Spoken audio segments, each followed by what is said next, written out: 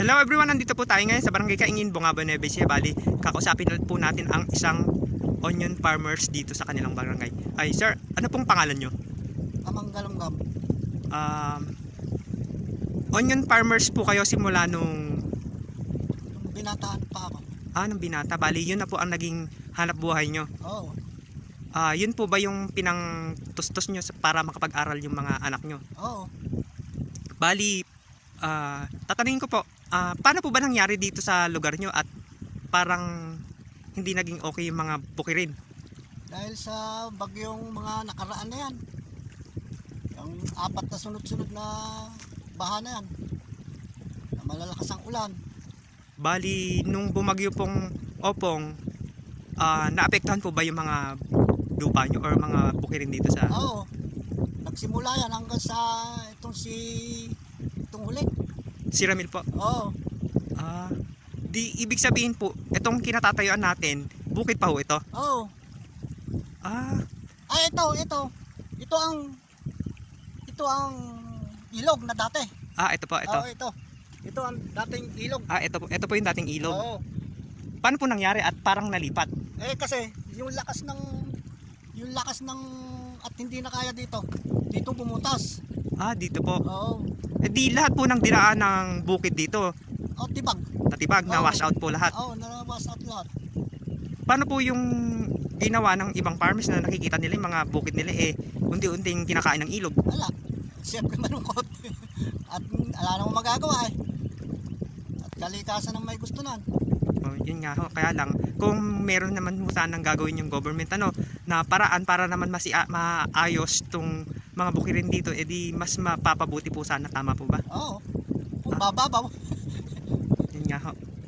Pero po kung halimbawa ma-check or matingnan ng government na pwedeng lagyan ng flood control, papayag po kayo mga onion farmers dito sa Barangay Kaingin? Papayag yun dahil kasi kami rin ang nahihirapan saan kami dadaan, iikot doon sa walang tubig. Yun nga po, kaya pag every year hindi naman po maiwasan na walang bagyo po, tama kung ganyan ho taon-taon na mangyayari, mas lalawak yung ilog kung hindi lalagyan ng sarangga.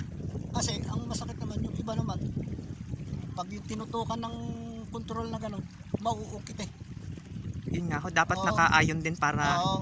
Ay kailangan dito mga hanging bridge, hindi kailangan yung mga tulay. Dahil kasi hanging bridge nasa ibabaw, hindi sa kwan. Para nakaayos. Nakaayos. Kaya lang parang sobrang lawak naman na ho nangyari dito sa ilog. Yun nga kinalalungkot niya ng mga katulad kong magsasaka ayan kalating hektarya, sa hektarya nawala. Tapos kung halimbawa kung yun lang talaga yung pinakalupa nila, di wala na. Talagang ganun. Hindi naman may iwasan talaga. Kalamidad kaya lang.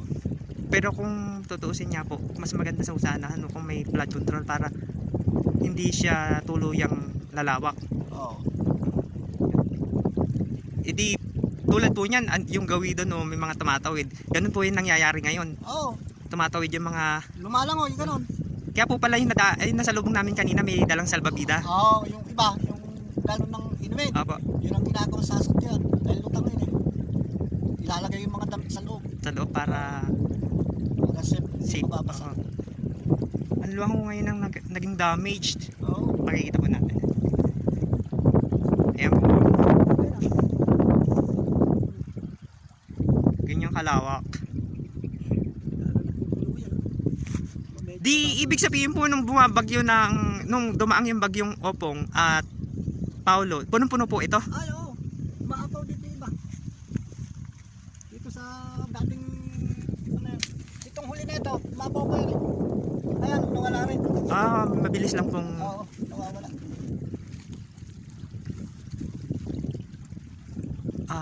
Hingin ko lang po kayo ng konting message kung ano po yung pwede niyong sabihin para naman maging maayos yung kalagayan ng mga magsasaka po dito sa Barangay Kaingin. Ang masasabi ko lang, sana huwag nang bumaba naman yung sibuyas para makabawi naman kami kahit na konti. Makakabawi kami. Yun nga po, para yung pinaghirapan po ng mga magsasaka dito sa Bungabon matumbasan naman po ng kahit konting presyo. Kasi Oo, pag totoo yun. nag-import na naman po sila, Ala na naman, talo na nga. Nawalan pa nga kami ng lupa. Mababa pa ang presyo, ala na. yun nga ho. Hindi na makapag-aaral yung mga anak namin. Yun lang po ang hinihiling ng mga onion Oo, farmers totoo dito sa Bungabon, na wag naman nilang itatapat yung import pag anihan Oo. ng sibuyas. Kahit na hindi naman kami naghahangad ng malaki presyo. Yung talagang sakto lang na para naman kami kumita. Katulad yun, nawalan kami, kakunti na lang ang sinasaka namin. Tapos sapat-sapat lang sa pagkain namin, di ala na. Yun nga, Paano naman yung nag-aaral ng mga anak namin? yun nga po. Yun na lang po at maraming salamat, sir. Salamat din. Thank you po.